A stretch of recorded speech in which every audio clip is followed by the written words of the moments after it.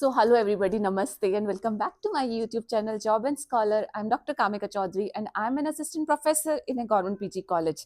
आज के इस वीडियो में हम बात करेंगे ऐसी वैकेंसी जो कि आपकी आई है असिस्टेंट प्रोफेसर की vacancy and that too from a public service commission. कौन सा पब्लिक सर्विस कमीशन है आपका? Arunachal Pradesh public service commission. तो जो भी आपकी वैकेंसीज असिस्टेंट प्रोफेसर की स्पेशली पब्लिक सर्विस कमीशन की तरफ से आती हैं, उन वैकेंसी का प्लस पॉइंट क्या होता है कि वो वैकेंसी आपको असिस्टेंट प्रोफेसर के साथ साथ में ग्रुप ए की गजेटेड पोस्ट भी असाइन करती है, आपको असाइन होती है। ठीक है, तो आप ग्रुप ए गजेटेड ऑफिसर बनते हैं, उसी के साथ साथ में आप असिस्टेंट प्रोफेसर भी होते हैं। नॉन मिनिस्ट्रियल पोस्ट होती है। लेवल 10 की वैकेंसी से आपकी जॉब की स्टार्टिंग होती है। तो जितने भी कैंडिडेट्स असिस्टेंट प्रोफेसर की वैकेंसी का वेट कर रहे थे, उन सब के लिए बहुत अच्छा अपॉर्चुनिटी है एंड प्लस 145 पोस्ट है। आपका जो रिक्रूटमेंट होगा वो department of education Andhra Pradesh public service commission यानी कि आंध्र प्रदेश गवर्नमेंट के अंडर डिपार्टमेंट ऑफ एजुकेशन होगा, वहां पे आपका रिक्रूटमेंट होने वाला है। तो आपका पेरेंट डिपार्टमेंट होगा डिपार्टमेंट ऑफ एजुकेशन। सो इस चैनल पे ये इस वैकेंसी के बारे में थोड़ा सा इंट्रोडक्शन, बाकी के डिटेल्स हम अभी देखने वाले हैं। आप थोड़ी सी इंपॉर्टेंट बात बता देती हूँ कि इस चैनल पे मैं जो भी वीडियोस बनाती हूँ, तो जो वीडियोस है ना, वो मैं कोई स्क्रिप्ट नहीं करती हूँ, बिल्कुल स्क्रिप्टिंग नहीं करती हूँ।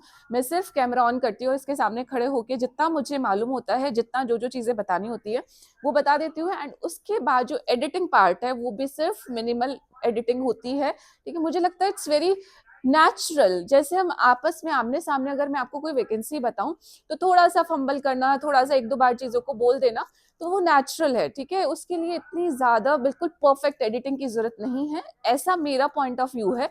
ठीक है, आपको ऐसा लगना चाहिए कि हाँ, सामने से ही कोई आपकी means your friend, your teacher, your guidance, whatever you wanted to consider me, आपको कोई ऐसे बात कर रहा है। इसलिए ये भी कोशिश रहती है मेरी कि आप लोगों का ज्यादा टाइम वेस्ट ना हो इन सारी चीजों में, कि मैं बार बार रिपीट करती जाऊं। एक आध बार थोड़ा बहुत इधर उधर फंबल हो जाता है तो उसे प्लीज इग्नोर कीजिए। सोचिएगा सामने बैठ के भी तो सब ऐसे ही बात करते हैं, आप भी बात करते होंगे, तो थोड़ा सा इधर उधर हो जाता है, तो दैट डजंट मैटर। इसलिए एडिटिंग में मेरा बिल्कुल फोकस नहीं है, तो आप उस चीज को इग्नोर कर सकते हैं। इंपॉर्टेंट बात जो ध्यान में रखनी है कि वैकेंसी के बारे में क्या बताया गया। एंड दूसरा इंपॉर्टेंट पॉइंट जो मुझे शेयर करना है वीडियो स्टार्ट करने से पहले, वो ये कि इस चैनल पे जितनी भी वैकेंसी है वो मैं आपके लिए ऑथेंटिक वैकेंसी ही लेके आती हूँ। कोई मुझे फेक वीडियो नहीं बनानी है, बिल्कुल जरूरत नहीं है कि कुछ भी सिर्फ वीडियो पोस्ट करनी है तो मैं कुछ भी आपके लिए बना के यहाँ पे वीडियो पोस्ट कर दूं, बिल्कुल भी नहीं। ठीक है, जो वैकेंसी मुझे एक्चुअल में बिल्कुल ऑथेंटिक रियल वैकेंसीज दिखाई देती हैं, वेबसाइट पे जाती हूँ, उस for example Andhra Pradesh public service commission की वेबसाइट पे जाऊंगी, सबसे पहले वहां पे सर्च करूंगी, वहां पे जो ऑफिशियल डॉक्यूमेंट होगा वही आपके सामने मैं लेके आती हूँ। तो बिल्कुल डरने घबराने की जरूरत नहीं है, टाइम वेस्ट नहीं होगा। ठीक है, तो आप इस वीडियो को अच्छे से बहुत अच्छे मन के साथ में बैठ के देख सकते हैं, आपका सब्जेक्ट, आपकी क्वालिफिकेशन मैच होती है या नहीं होती है। ठीक है, थोड़ा सा ज्यादा टाइम ले लिया मैंने, चलो शुरू करते हैं क्या क्या चीजें हैं। तो ये हो गया Andhra Pradesh public service commission की तरफ से आया हुआ रिक्रूटमेंट। ये सारी बातें मैं ऑलरेडी आपको बता चुकी हूँ। 145 पोस्ट है, लेवल 10 की आपको सैलरी मिलने वाली है, गजेटेड ऑफिसर की पोस्ट होगी। अब सब्जेक्ट देखते हैं। सबसे पहले हमारे पास इंग्लिश सब्जेक्ट में वैकेंसी है। तो कैसे बाइफरकेशन है? एक तो अनरिजर्व्ड का बाइफरकेशन है जिसमें कोई भी स्टेट से लोग अप्लाई कर सकते हैं। दूसरा जो वैकेंसी का बाइफरकेशन है, डिवीजन है, वो है reserve for the APST candidate. तो यहाँ पे आंध्र प्रदेश वाले कैंडिडेट से अप्लाई कर पाएंगे। तो टोटल पोस्ट इंग्लिश में आपकी कितनी हो गई है? 18 पोस्ट हो गई है। सिमिलरली इधर वाला जो कॉलम है वहां पे पीडब्ल्यूबीडी कैंडिडेट्स के लिए भी एक दो जितने भी पोस्ट रिजर्व्ड है वो मेंशन किया गया है, वो आप चेक करेंगे। नेक्स्ट हमारे पास है हिंदी की पोस्ट। हिंदी में हमारे पास टोटल 14 पोस्ट है। बाइफरकेशन है 3 for unreserved, 11 for the APST candidates. Then history, जिन लोगों के पास हिस्ट्री की क्वालिफिकेशन है उनके लिए 21 पोस्ट है। पॉलिटिकल साइंस वालों के लिए 18 पोस्ट है। देन हमारे पास और कौन से सब्जेक्ट है यहाँ पे? We have got the economics also, 3 unreserved post, 10 APST candidate post and total is your 13 post. Then geography में भी 13 post है, education में 9 post है, then we have the commerce 6 post है, maths में भी 6 है, zoology में 6 है, botany में 5 है, then हमारे पास physics है उसमें 5 post है, chemistry में 7 post है, सोशियोलॉजी में 2 पोस्ट हैं, एंथ्रोपोलॉजी में 2 पोस्ट हैं एंड टोटल आपका बन जाता है 145 पोस्ट। तो देख लीजिए कितने सारे सब्जेक्ट कवर है, anthropology, sociology, chemistry, physics, botany, zoology, ठीक है, कॉमर्स आपका हो गया है, मैथ्स आपका हो गया है, एजुकेशन है, ज्योग्राफी है, sociology and so on, there are many many many subjects, ठीक है। तो आपका सब्जेक्ट जरूर आपको यहाँ पे मिल जाएगा जितने भी लोग असिस्टेंट प्रोफेसर के लिए तैयारी कर रहे हैं, ठीक है। नेक्स्ट इसमें जो हमारे पास है वो ये बताया गया है कि रिजर्वेशन क्या है आपका, the number of vacancies and the reservation for the APST and PWBT candidate mentioned above are as per requisition performer. नीचे एक परफॉर्मर दिया गया है, उस परफॉर्मर को आपको सबमिट करना पड़ेगा, ठीक है, तो उन्हीं को मिलेगा।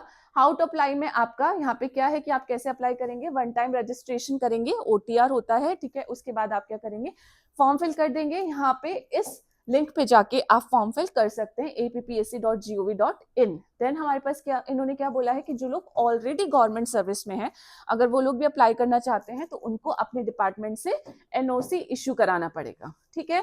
अब यहाँ पे हमारी लास्ट डेट क्या है, 23 Feb 2026, 23 फरवरी 2026, ऑलमोस्ट एक पूरा महीना है, तब तक आपको ऑनलाइन अप्लाई कर देना है। तो ये हम ध्यान रखेंगे कि हमारा लास्ट डेट क्या हो जाती है, 23 Feb 2026। नाउ एजुकेशन क्वालिफिकेशन की बात करेंगे कि क्या क्या एलिजिबिलिटी क्राइटेरिया है, क्या एजुकेशन क्वालिफिकेशन रखी गई है। So for direct recruitment of the assistant professor as per UGC regulation 2018 sub clause 4.0 and 4.1 A और B, इनमें से आपके पास कोई भी, या तो A वाली क्वालिफिकेशन आपके पास प्रेजेंट हो, आप एलिजिबल हैं, या फिर आपके पास B में जो क्वालिफिकेशन लिखी है, कहाँ है हमारा B को हम चेक करेंगे, यहाँ पे ये B की क्वालिफिकेशन है, तो पूरा A चेक करेंगे। A में अगर आप नहीं एलिजिबल होते हैं तब आप B में जाएंगे, अगर B में आप एलिजिबल हैं तो आप इस पोस्ट पे अप्लाई करने के लिए एलिजिबल हो जाते हैं। देखिए क्या बोला है A में, देखेंगे कुछ पॉइंट्स है A में।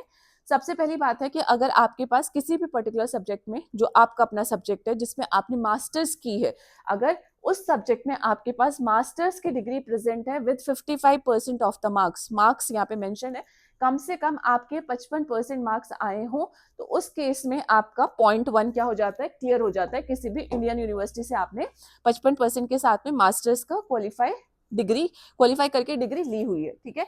5% मार्क्स का रिलैक्सेशन हो जाता है जो कैंडिडेट्स आपके SC/ST कैटेगरी से बिलोंग करते हैं, ठीक है, दोनों ही बैचलर्स एंड मास्टर्स में। देन सेकंड पॉइंट क्या है कि आपको मास्टर्स के साथ में नेट को क्वालिफाई करना भी बनता है, चाहे वो नेट UGC ने कंडक्ट कराया हो, चाहे वो नेट CSIR ने कंडक्ट कराया हो, दैट विल वर्क, ठीक है। तो आपके पास 2 क्वालिफिकेशन हो गई, आपके पास मास्टर्स प्लस UGC नेट का सर्टिफिकेट है या फिर CSIR नेट का सर्टिफिकेशन है, तो you are going to be eligible for this. उसके बाद क्या बताया गया है कि UGC रेगुलेशन 2016 में जो भी अमेंडमेंट हुआ है टाइम टू टाइम, जिन सब्जेक्ट में नेट नहीं होता है वो यहाँ से क्या हो जाएंगे, they will be exempted. And PhD वाला आपको ये पढ़ना पड़ेगा कि 2009 के जो भी PhD के प्रोग्राम थे उन लोगों को इन कंडीशंस के अकॉर्डिंग एग्जेम्प्ट कर दिया जाएगा फ्रॉम द नेट एग्जामिनेशन। तो आप ये चीजें चेक करेंगे। Now NET SLET shall not be required for such masters program और डिसिप्लिन जहाँ पे नेट स्लेट होता ही नहीं है, ठीक है, तो वहां पे आपका रिक्वायरमेंट नहीं होगा।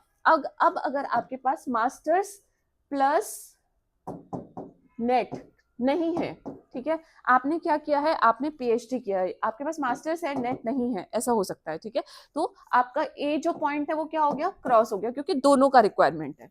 अब B में जाते हैं तो PhD की डिग्री आपने ऑब्टेन करी है किसी भी फॉरेन यूनिवर्सिटी से,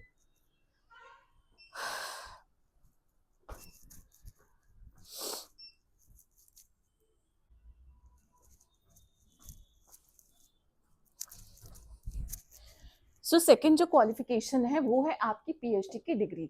तो अगर आपके पास PhD की डिग्री है जो कि आपने ऑब्टेन की है किसी भी फॉरेन यूनिवर्सिटी से, ध्यान देंगे उस फॉरेन यूनिवर्सिटी की जो रैंकिंग है वो टॉप 500 की रैंकिंग में आनी चाहिए, आपकी यूनिवर्सिटी की वेबसाइट पे मेंशन होगा। वो रैंकिंग कोई भी हो सकती है आपकी, that could be your QS ranking, times higher education ranking, academic ranking of the world university ARWU, या फिर आपकी शंघाई जियोटोंग यूनिवर्सिटी शंघाई, इनमें से किसी भी रैंकिंग में आपकी यूनिवर्सिटी, मतलब इनमें से कोई सा भी रैंकिंग क्राइटेरिया में अगर आपकी यूनिवर्सिटी फॉलो इन करती है जहां से आपने PhD किया है, उस केस में भी आपकी क्या बन जाती है, उस केस में भी आपकी एलिजिबिलिटी बन जाती है। तो अगर आपने मास्टर्स परस्यू किया है एंड उसके बाद आप फॉरेन शिफ्ट हो गए हैं just for pursuing your PhD, तो वहां पे भी आप क्या हो जाएंगे, तो वो कैंडिडेट्स भी यहाँ पे एलिजिबल होते हैं। ठीक है, academic score as specified in appendix 2 for college shall be considered for the shortlisting of the candidate. तो अकेडमिक स्कोर अभी हम देखेंगे अपेंडिक्स 2 में प्रेजेंट है, तो वो आपका कंसीडर किया जाएगा आपकी एप्लीकेशन को शॉर्टलिस्ट करने के लिए। तो लेट अस जस्ट सी कि क्या है। नेक्स्ट है हमारे पास एज लिमिट का, उसके बाद हम देख लेंगे। ठीक है, एज लिमिट में क्या है हमारे पास 30 years of age for the general category candidates and 35 years of age for the SC/ST candidate with 5 years of relaxation। तो 35 years SC/ST candidate को मतलब उनका जो SC/ST कैंडिडेट है उनकी एज लिमिट मैक्सिमम 35 इयर्स तक जा सकती है। However in case of the candidates belonging to APST age क्या हो जाएगी 37 इयर्स हो जाएगी एंड उसके साथ 5 इयर्स का रिलैक्सेशन मिल जाएगा। ठीक है, in accordance with the assistant professor for the government college of Arunachal Pradesh group A gazetted non ministerial recruitment rules, इस रूल के अकॉर्डिंग। ठीक है, age concession in respect of candidates belonging to PWBD category वो भी आपके अरुणाचल प्रदेश गवर्नमेंट के rules and regulation के हिसाब से दिया जाएगा। ना मेथड ऑफ सिलेक्शन क्या है ना, मेथड ऑफ सिलेक्शन में है कि आपका जो है इंटरव्यू बेसिस पे सिलेक्शन होने वाला है। उससे पहले आपका पूरा का पूरा जो परफॉर्मा है, पूरा का पूरा जो बायोडेटा है, CV है, along with all the experiences and everything आप लोग सेंड करेंगे, उसका स्क्रीनिंग किया जाएगा। जो भी कैंडिडेट शॉर्टलिस्ट होते हैं जिनका CV में API स्कोर बहुत अच्छा आता है उन लोगों का डायरेक्ट क्या हो जाएगा, इंटरव्यू कंडक्ट कराया जाएगा। 100 मार्क्स का इसमें आपका इंटरव्यू होगा। ठीक है, स्क्रीनिंग के लिए बताया गया है कि अपेंडिक्स 2 में जो परफॉर्मा है वो आपको चेक करना है, तो हम उस पर चलते हैं। नाउ ये है कुछ उससे पहले scan documents and information to be uploaded. आपको अपना सिग्नेचर करना है व्हाइट पेपर पे, वो आप स्कैन करके उसे अपलोड करेंगे। आपका रीसेंट पासपोर्ट साइज फोटोग्राफ्स आपको अपलोड करना है। Self attested photo copy of matriculation certificate marksheet, APST certificate for the APST candidate, self attested photo copy of the bachelors degree, सारी सर्टिफिकेट्स और मार्कशीट सब कुछ। ठीक है, उसके बाद मास्टर्स डिग्री के सर्टिफिकेट्स एंड मार्कशीट सब कुछ।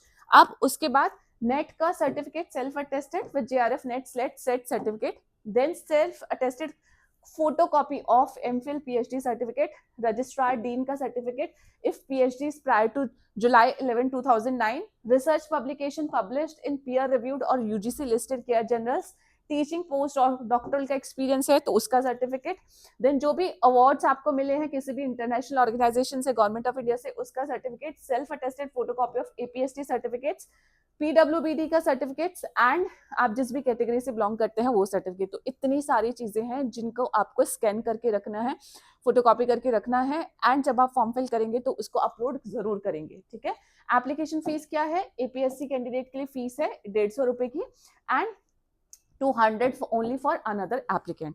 एक 150 रुपीज अगर आप APST कैंडिडेट है, ₹200 अगर आप दूसरी कैटेगरी यानी कि अदर आप किसी कैटेगरी अनरिजर्व्ड कैटेगरी के कैंडिडेट्स हैं। ठीक है, PWBD कैंडिडेट्स के लिए कोई फीस नहीं रखी गई है। Last date for submission of application हम बता चुके हैं already, 23rd of Feb 2026। Interview की डेट एलिजिबल कैंडिडेट को इन्फॉर्म कर दिया जाएगा, अभी कोई इंटरव्यू की डेट यहाँ पे नहीं प्रेजेंट है।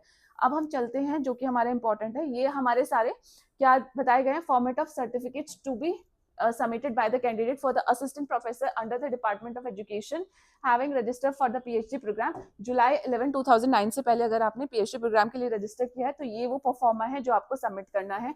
ये सारे आपके हो जाएंगे certificate of registrars and everything.